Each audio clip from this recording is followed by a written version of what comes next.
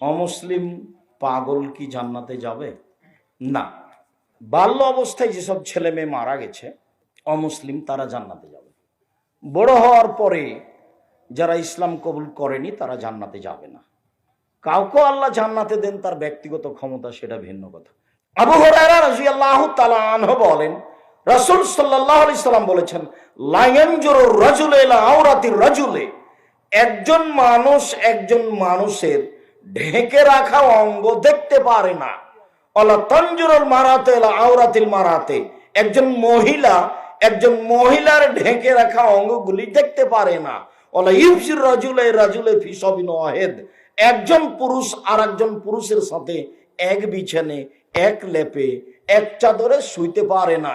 আল্লাহ তুবজিল মারাতে ইলাল মারাতে ফি সাবিন ওয়াহিদ, একজন মেয়ে আর একজন মেয়ের সাথে এক লেপে এক বিছানে শুতে পারে না। যার এই হাদিস জাজল্য প্রমাণ করে যে মেয়ে মেয়েতে জেনা করবে, যেটা এখন বাস্তব হচ্ছে। কিভাবে সেটা পরের কথা, কিন্তু নারী নারী যে জেনা করে, যার কারণে রাসূল সাল্লাল্লাহু আলাইহি ওয়াসাল্লাম টোটালি নাকচ করে দিয়েছে। একজন মহিলা আর একজন মহিলার সাথে থাকতে পাবে না, এক বিছানে থাকতে পাবে না, এক কাপড়ে থাকতে পাবে না, এক লেপের নিচে থাকতে পাবে না। হাদিস বুখারী মুসলিম, টোটালি নিষেধ। তাহলে হলুদ মাখাতে পারে কি করে? হলুদ ছাড়াই। মুরব্বীদেরকে নিয়ে বিবাহ করতে যেতে হবে, বিবাহের বৈঠকে কোনো কিছু থাকবে না, কেবলামুখী হয়ে বসতে হবে না। যে রাসূল সাল্লাল্লাহু আলাইহি সাল্লামের পদ্ধতিতে বিবাহ পড়াবেন, বিবাহের বৈঠকে বরকে কেবলামুখী থাকতে হবে না, মোহর কম বাঁধতে হবে, ফাঁকি দেওয়া মোহর বাঁধতে হবে না। বিবাহ পড়ানোর পরে যেসব পদ্ধতি আছে সেটা একটাও জায়েজ নয়। বউ বাড়িতে নিয়ে গিয়ে সেই বাড়িতে বাসর ঘর সাজাতে হবে, এ কথাই ঠিক।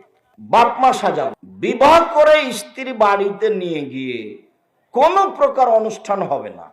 অনুষ্ঠান হলো বাসর ঘর সাজাতে হবে, এ কথাই ঠিক। বাসর রাতের সকালে অলিমা হতে হবে, এটাই ঠিক। আবু হুরায়রা রাদিয়াল্লাহু তাআলা আনহু বলেন, রাসূল সাল্লাল্লাহু আলাইহি ওয়াসাল্লাম বলেছেন, শাররুত তাআমে ইদাল আগনিয়ে ওয়া ইতরাকুল ফুকারা, সবচেয়ে খারাপ অলিমা ওই খাদ্য যাতে ধনীকে দাওয়াত দেওয়া হয়, গরিবকে ছেড়ে দেওয়া হয়। হাদিস বুখারী মুসলিম। যদি সেখানে প্রতিবেশী গরিব মানুষ দাওয়াত না দেওয়া হয়ে থাকে, শুধু এলাকার ধনী মানুষ দেওয়া হয়ে থাকে, তাহলে ওই খাদ্যকে ড্রেনে ফেলে দিতে হবে, যেটা কুকুর সিরগাল খাবে। কেন? ওটা সবচেয়ে নিকৃষ্ট খাদ্য। তারপর আর রাসূল বললেন, ওমান তারাকা দাওয়া ফাকাদ আসা আবুল কাসেম, যে ব্যক্তি ওয়ালিমার ব্যবস্থা করলো না, সে আবুল কাসেমের নাফরমানি করলো। সন্তান হলে মুখ মিষ্টি করতে হবে, এর বৈধতা নেই। সন্তান হলে খাতনা করার সময়তে, মুসলমানি দেওয়ার সময়তে অনুষ্ঠান করতে হবে, এর বৈধতা নেই। 7 দিনের দিন আকিকা দিতে হবে, মানুষকে দেশবাসীকে দাওয়াত দিতে হবে, এর প্রমাণে আল্লাহর নবী কোনো কিছু বলেননি। আল্লাহর নবী বললেন, অলিমা করে না যে সে নাফরমান, অলিমা করবে যার যত টাকা বেশি আছে সে তত বড়। বোঝা গেল না? অলিমা বাসর রাতের পরের দিন হবে, এটাই সুন্নাত। বাসর ঘর সাজাতে হবে, এটাই ঠিক। ওই বিষয়ে আজকের মতো আর বেশি বললাম না। বাসর ঘর সাজাতে হবে, একাধিক সহিহ হাদিস। আদর্শ পরিবার বইটা পড়লে দেখা যাবে বাসর ঘরের কথা। তবে বাসর ঘরের সাথে জড়িত যেই কথাটা, সেটা একটু বলে নিই। বাসর ঘরে ঢুকে স্বামী স্ত্রী প্রথমে 2 রাকাত সালাত আদায় করবেন। স্বামী ইমাম হবে, স্ত্রী মুক্তাদি হবে পিছনে। ইমামতিতে 2 রাকাত সালাত হওয়ার পরে মাথায় হাত দিয়ে বলতে হবে, আল্লাহুম্মা ইন্নী আসআলুকা খায়রাহা ওয়া খায়রা মা জাবালতাহা আলাইহি, হে আল্লাহ, আমি এর কল্যাণ চাচ্ছি, আর তুমি যে কল্যাণ দিয়ে একে সৃষ্টি করেছো সেই কল্যাণ চাচ্ছি। ওয়া আউযু বিকা মিন শাররিহা ওয়া শাররি মা জাবালতাহা আলাইহি, হে আল্লাহ, এই স্ত্রীর অকল্যাণ থেকে তোমার কাছে বাঁচতে চাচ্ছি, আর যে ক্ষতি, বেহায়াই, অশ্লীল কাজ দিয়ে সৃষ্টি করা হয়েছে সেখান থেকে তোমার কাছে বাঁচতে চাচ্ছি। এই দোয়া বাসর রাতে মাথায় হাত দিয়ে পড়তে হবে। তারপরের জীবন দাম্পত্য জীবন। ইবনে আব্বাস রাদিয়াল্লাহু তাআলা আনহু বলেন, আল্লাহর নবী বলেছেন, লাউ আন্না আহাদাকুম আইয়াতিয়া আহলাহু, তোমাদের কোন ব্যক্তি যদি তার স্ত্রীর নিকটে যায়, ফাকালা, তারপর সে যদি বলে আল্লাহুম্মা জান্নিবনা শাইতানা, হে আল্লাহ তুমি আমাকে আর আমার স্ত্রীকে শয়তান থেকে বাঁচাও, অজান্নিবি শয়তানা মা রাযাকতানা, আর আমাদের দুইজনের মিলনে যে সন্তান দিবা এই সন্তানকে শয়তান থেকে বাঁচাও।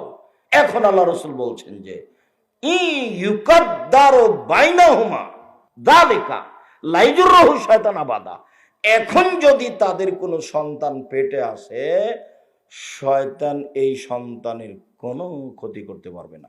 তাহলে বাসর রাতে যদি মাথায় হাত দিয়ে এই দোয়া না হয়, মিলনে যদি এই দোয়া না হয়, তাহলে ওই ছেলে অন্যায় অবিচার করবে, লুটতরাজ করবে, জেনাচুরি করবে, পড়াশোনা করবে না, গান বাজনায় মত্ত থাকবে, দুই কানে ইয়ারফোন লাগা থাকবে, এটাই ঠিক। কেন? হাদিস তো বুখারী মুসলিম। এখন তো ওই বাচ্চার উপরে শয়তান লেগে আছে।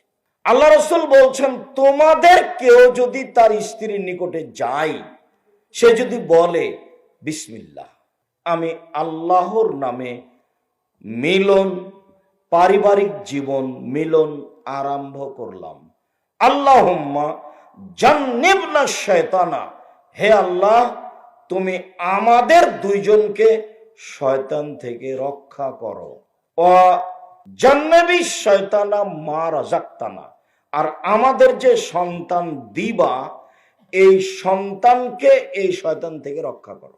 বাক্য শেষ।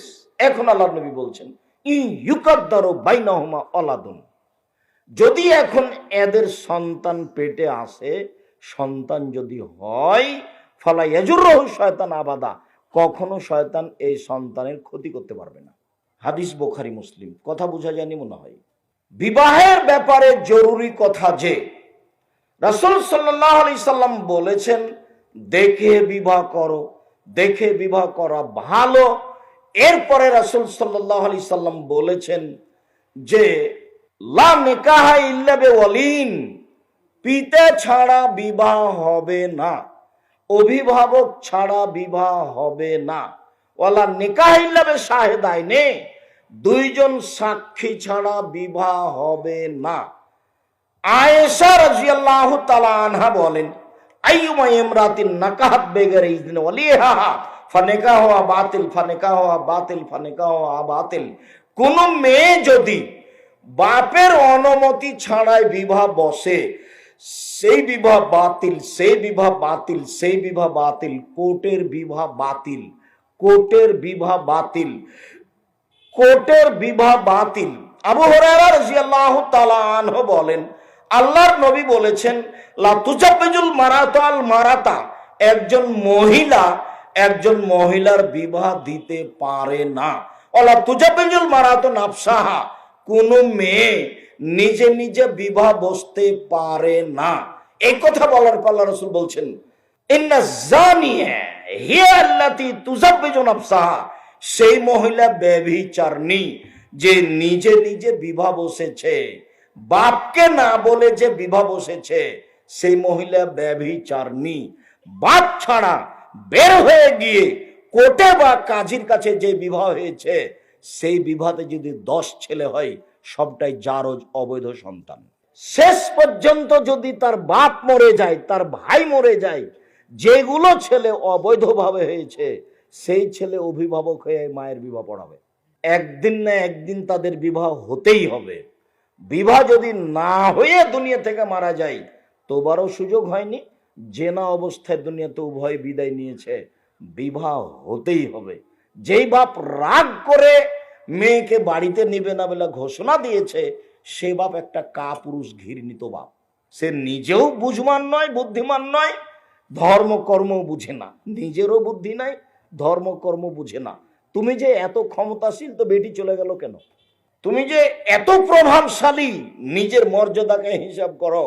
জিন্দেগিতে সে মেয়েকে আনবো না, মেয়েকে টুকরা টুকরা করে নদীতে ভাসিয়ে দেবো। ওহ, কত তার মর্যাদা, মর্যাদার হিসাব করে। আর সেই দিন দেখলেন আপনি যে মেয়ে ঢাকা বিশ্ববিদ্যালয়ে পড়ে, তো গ্রামের চাচা তো ভাতিজাকে বলছে তোমার বোনকে নিয়ে যাও, মেয়ে ঢাকা বিশ্ববিদ্যালয়ে নিয়ে যাও। চাচা তো ভাতিজার সাথে মেয়েকে পাঠিয়ে দিল। তো ওটা কি ওর স্বামী নাকি ওটার সাথে পাঠাচ্ছেন? যে ধর্ম বিকৃত হয়নি, ধর্ম তার নিজ গতিতে আছে। কোর্টের বিবাহ বাতিল, কাজী অফিসের বিবাহ বাতিল, বের হয়ে যাওয়া বিবাহ বাতিল, সব হারাম। এতে যত সন্তান হয়েছে সব অবৈধ। আজ হোক আর কাল হোক, দুইজন সাক্ষী নিয়ে বাপের উপস্থিতিতে, বাপ মারা গেলে চাচার উপস্থিতিতে, চাচা মারা গেলে তার নিজ ভাইয়ের উপস্থিতিতে, তার ভাই না থাকলে তার গ্রাম্য দায়িত্বশীলের উপস্থিতিতে বিবাহ হতেই হবে। এখন আপনার সংসার হোক, ছেলে মেয়ে লালন পালন করেন, রাসূলের পদ্ধতিতে করেন।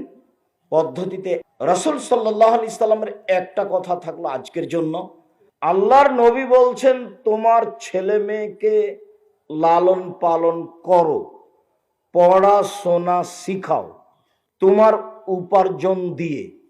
তাহলে বাপের বিত্তশালী বাপ সম্পদ দিয়ে শিখাবো, নইলে ব্যবসা করে ছেলে মেয়েকে পড়াবো, নইলে দিন মজুরি করে ছেলে মেয়েকে পড়াবো, নইলে শেষে ভিক্ষে করে ছেলে মেয়েকে পড়াবো। ছেলে টোকাই হতে পারে না যতদিন বাপ বেঁচে আছে, মেয়ে গার্মেন্টসে যেতে পারে না যতদিন বাপ বেঁচে আছে। বাপ শেষ পর্যন্ত কি করে ছেলে মেয়েকে পড়াবে? ভিক্ষা করে। এটা হলো মানুষের উপার্জনের শেষ সীমা। ভিক্ষাটা মানুষের উপার্জনের শেষ সীমা। বাপ ছেলে মেয়েকে লালন পালন করবে, পড়াবে 25 থেকে 30 বছর পর্যন্ত। 15 বছর 16 বছর বয়সের ছেলেকে ব্যবসায় লাগালছেন কেন? কেন লাগাবেন? কেন লাগাবেন? আমি বাহির থেকে এসে নাচল মাদ্রাসা থেকে গিয়ে বাড়িতে গেলে, যখন আমি জমিতে কোনো কাজ করতে যেতাম, তখন আমার বাপ আমাকে বলতেন, বেটা তোমাকে যদি জমিতে কাজ করতে হয় তাহলে আমার মরার পরে করিও। আমার বাপ পড়াশোনা কিছুই জানতেন না। আমি পড়াশোনা করতে গিয়ে পড়ছি না বসে আছি না কি করছি আমার বাপ জানে না, কিন্তু জমি জায়গায় কাজ করতে গেলে আমাকে বলতেন যে এই কাজটা তুমি কখন করবে? আমার মরার পরে। আমি বেঁচে আছি, তোমাকে সংসারের কাজ করতে হবে, এটা আমি চাই না। আপনি ছেলে মেয়েকে কেন এখানে কাজে লাগালেন? আর আরেকটা কথা যেটা যখন তখন বলে থাকি, সেটা হলো, এটা একটা দুঃখজনক কথা, এটা একটা স্বাভাবিক কথা। সেটা হলো এই যে বড় পাথার বা মাঝিরা বা শাহজাহান ইউনিয়নের জনৈক ছেলে, খুব মেধাবী, লন্ডন থেকে পড়ে এসেছে, পিজি হাসপাতালের বড় ডাক্তার, 3 লক্ষ টাকা মাসে বেতন। তো সেদিন গ্রামে আসলো কুরবানির আগে, গাড়ি থেকে নামলো, দেখলাম পরনে প্যান্ট আছে, টাকনোর নিচে আছে, গলায় টাই আছে, দাড়ি চাঁচা আছে, হাতে সিগারেট আছে। কিছুক্ষণ পরে বৌমা গাড়ি থেকে নামলো, গায়ে হালকা হালকা কাপড় আছে। একটু পরে নাতনি গাড়ি থেকে নামলো, গায়ে তেমন কাপড় নাই। দেখা গেল গাড়ির পিছন দিকে কুকুর আছে। ইহুদি খ্রিস্টানেরা কুকুর প্রিয় মানুষ, ইহুদি খ্রিস্টানরা কুকুর প্রিয় মানুষ, সব সময় তাদের কাছে কুকুর থাকে দিন রাত। ইহুদি খ্রিস্টান হলো কুকুর প্রিয় মানুষ। তা আপনার বাড়িতে, আপনার ঘরে, আপনার শোকেজে কুকুর বা কুকুরের ছবি মূর্তি কেন? এটা কি? আপনার বাড়িতে এতগুলো পুতুল কেন? শোনেন, এখন যারা বসে আছেন, শুধু এখন নয়, বগুড়াতে যত পরিবার যাদের সামনে আমি আব্দুর রাজ্জাক বিন ইউসুফ কথা বলছি, তাদের বাড়িতে যদি কোনো প্রকার ছবি মূর্তি পুতুল থাকে, ও সত্যই মুনাফিক। ও আমার বক্তব্যের সাথে মুনাফিকই করেছে, ও সত্যই মুনাফিক।